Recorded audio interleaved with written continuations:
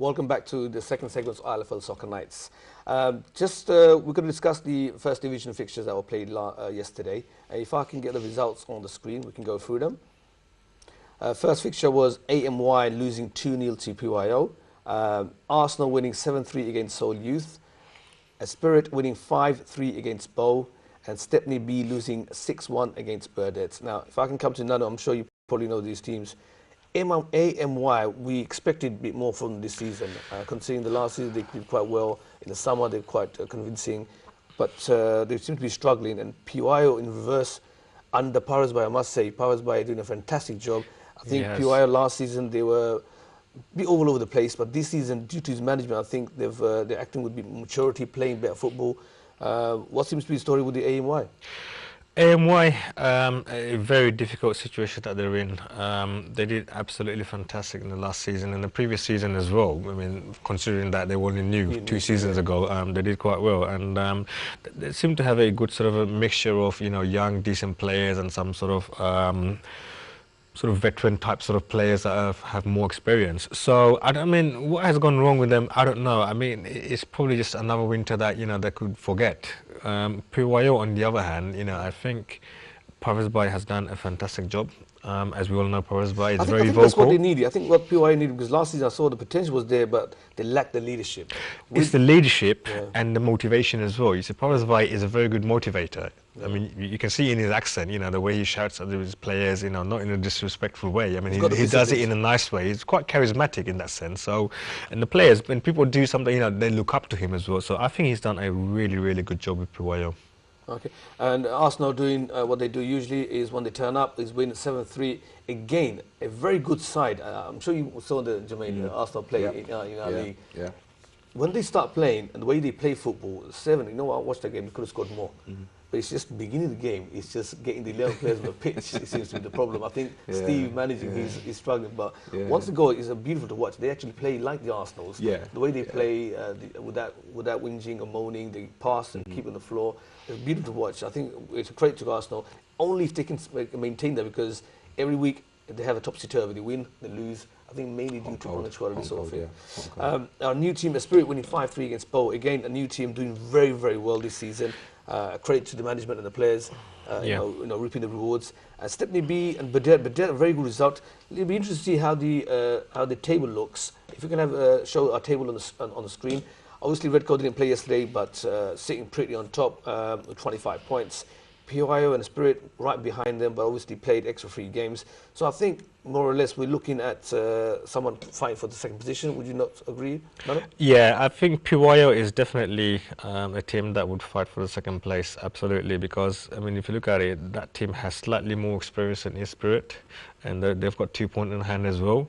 So, I mean, it really depends on the next couple of games. Is really, really crucial for those 2 teams. It would shape how the season actually ends. So if I were those 2 teams and the next couple of fixtures, I would come with the right frame of mind, make sure that all the players are there and make sure that they win those games. If they don't, then, this late in the season, players could get demoralized. You have one injury and one of the top player goes and you lose a game, that's 3 points gone, and it will be ever so difficult to catch up.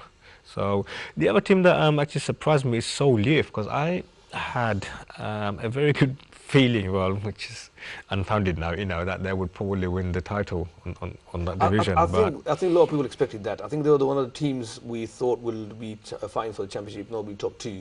But my understanding, I think they have a lot of player issues, a change of management. I know Shipon used to manage last year. I think there's a new manager. So obviously when you get a new manager, there's a new philosophy, a new system, a new selection of players, etc. There's always changes, sometimes for the good and sometimes it doesn't work. And in this case, I thought things worked out. But credit to Red Coat with that. They haven't played yesterday, but look what they are saying. Played 9, won 8, lost 0. So undefeated, sitting top. And look at the goal score, 52 goals scored in nine games. That's saying something. They could go on to score a century, I think, if they carry on as the way they are. They look so strong. They have 4 or 5 players. They can bully out players. Physically, they're big, they're fast, they're strong. and they're ruthless. They don't Well, sit they back need to after. be. I mean, if you imagine, I mean, they've been in our league for a number of years now, you know, and each season they just improve and improve and improve. It's one of those teams that are consistently just improved, and this is the right time, this is the right moment for them to be promoted and try and see what they can do in the Premier Division. And I don't see them looking back in the First Division any longer. Do you think they'll be competing, because we saw St Catherine's doing so well in the lower divisions in the summer, come Premier League, it's a different kettle of fish. Well, the Red Coat team is more sort of structured than St Catherine's. You know, St Catherine's, we all know that. I mean, we've seen them in the past that okay, they win convincingly in one season and then they lose convincingly in another season, and consistency isn't there. With Red Coat, the consistency is there, and the number of the scoring and the way that they're winning, and then they've come this far in what, a matter of 3 or 4 years now. And yeah, I mean that's the difference between those two teams, and I think. Although they won't get relegated or they'll win the title in the Premiership, I think it's going to be one of those teams. I mean, a team that gets promoted into the Premier Division will attract more players, and they'll attract better players as well. And can I just say, I think St Catherine's also left. I think they lost their top goal scorer. Oh, right, yes, that's correct, yeah. But I think they knew that before. I think in summer he did say that. But when you go to Premiership, you need to recruit, you need to add. Yeah. You can't rely on 1 or 2 players, because obviously team is bigger than a player. I think a lot of the teams underestimate the Premier League, or they take it for granted. Oh yeah, they do. After a few weeks though, you should realise, okay, we need to, and you have to take action. If you don't take actions, then you see yourself situation in the bottom of the league or fighting relegation. So it's down to teams at the bottom to recruit, to add, and to fight for their pride and fight for their position. I mean, not many teams have actually gone into the Premier and have actually been successful. You know, the only team that I've known that has been promoted and have actually won the Premier League is London Tigers from the First Division. You know, every other team that has won into the Premier Division have either finished at the bottom or somewhere at the bottom got relegated. So it's difficult. It just shows that, you know, how different the Premier and the First Division is. It's a huge difference. Okay, with that being wrapped up, we've got the league fixtures out the way, we've got the Interleague Champions results out the way. What is now is the exciting part. We're going to do the Interleague Champions Cup, a quarter-final draw live. We're going to, between me and Jermaine, we'll do the home and away teams, and Nanu will obviously write down the fixtures. So without further ado, we've got all the teams list here. If we can start off by Jermaine, we're both okay to do the draw, yeah? So I'll do the first, or you want to do the first? Yeah, you can. Okay, so now if you're ready, we will do the draw for the Interleague Champions quarter-final, and the first team to pull out is a team from ILFL, Reach Out. And just to remind the viewers and all the other viewers that in this round, the teams from the same league can actually play against each other, which was excluded in the first round. So any team will play each other in this round, yeah? Jermaine, Reach Out will be playing against? They will be playing Myland. Wow. Do you know, I was just talking about them earlier on, and it's one fixture that isn't to be missed. Wow, that should be a cracker. What a start. Yeah. Right, next fixture. The home team is Shakespeare from Hackney and Leighton League.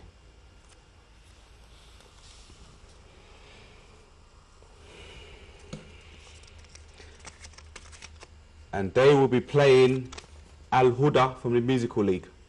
That is a very interesting team, because I've seen them play, and the way they played against Beaumont, I believe, in the first round was very interesting, because Beaumont just didn't know how to deal with them, because they weren't playing normal football, they were all over the place. I think they described it, best described as street football.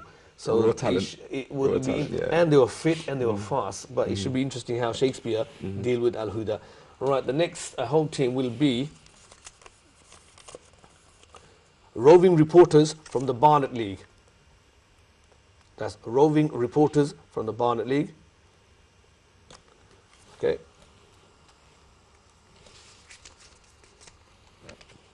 And they will be playing Bromley by Bow from the ILFL League. Excellent. Again, that, to be honest, I can't go either way, because I haven't seen Roving Reporters, and I know Bromley from our league is obviously strong, but it'll be interesting to see how that fixture goes. And the final fixture for the quarter-final is, the home team is Northumberland Park from the Barnet League.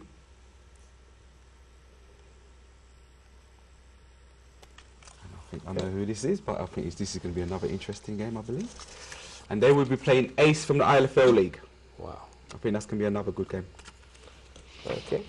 If I can just confirm those fixtures. So we've got, first game is The home team is Reach Out versus Myland, Shakespeare versus Al Huda, Roving Reporters versus Bromley Bow, Northumberland Park versus Ace. Jermaine, which is the fixture you're looking at the moment in time?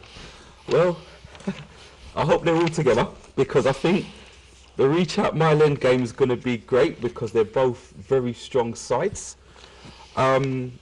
Again, Al Huda, like you said, got a lot of pace and raw talent. I think with Al Huda, we must say they're the only representative from the musical league left. So obviously the pressure will be on them. Yeah, they're the sole survivors from the musical league, Al Huda, and they are very unpredictable. So I think Shakespeare will be surprised with the way they play. I think they both surprise each other, to be honest with you. That's true. Yeah.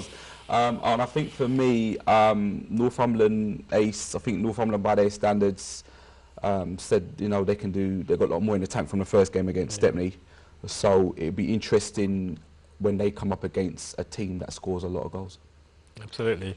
None from your perspective? From my perspective, I don't want to take anything away from any of the other teams. And to be honest with you, I haven't seen a couple of them play, so I'm going to stay silent on that. However, Reach Out in Myland, those two teams are going to fight tooth and nail to win a clincher win. Absolutely.